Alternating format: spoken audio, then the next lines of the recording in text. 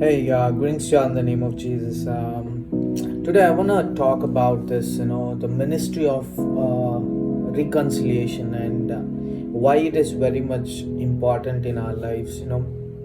We see in Second Samuel, chapter 14, verses from 1 to 3, where David and his son Absalom, right? They had a very broken relationship. We all know that, right?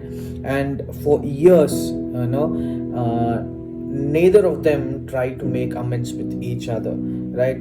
They didn't want to, set the things right with each other. But this passage, today's passage, it says,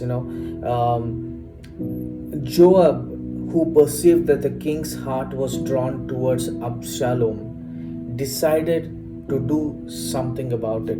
Yes, Absalom decided to do something about the differences between his father, right? According to Paul, we all are also been called to make amends with our life.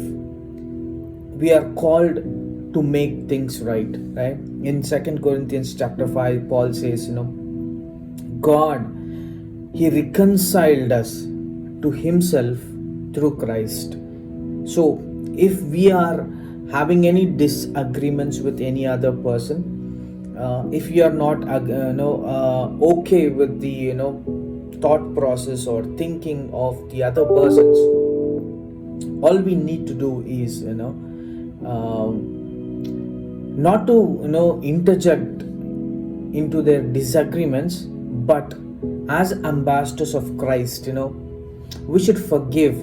We should forgive and show the love of God. We should lovingly point people to Jesus. We should be quick to apologize. Humbly, we should be admitting our parts, and we should be extending the grace that God is showering upon us, like Jesus. We should not count their wrongdoings against them.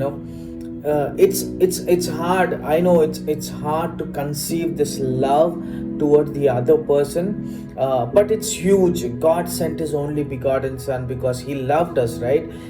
If God wouldn't have loved us, we wouldn't have received this salvation. So today, this reconciliation between each other is very important. If you are going through some crisis, practice this reconciliation, and it is very much important in all of our lives, offering each of us together, welcoming and forgiving and giving this forgiveness to each other, where somebody needs from us, that helps us people point to the love of God. I hope the small exaltation will help your life in pointing people to Christ, and also having your life reconciled with the people you are having the disagreements with. May God bless you and God be with you. Thank you.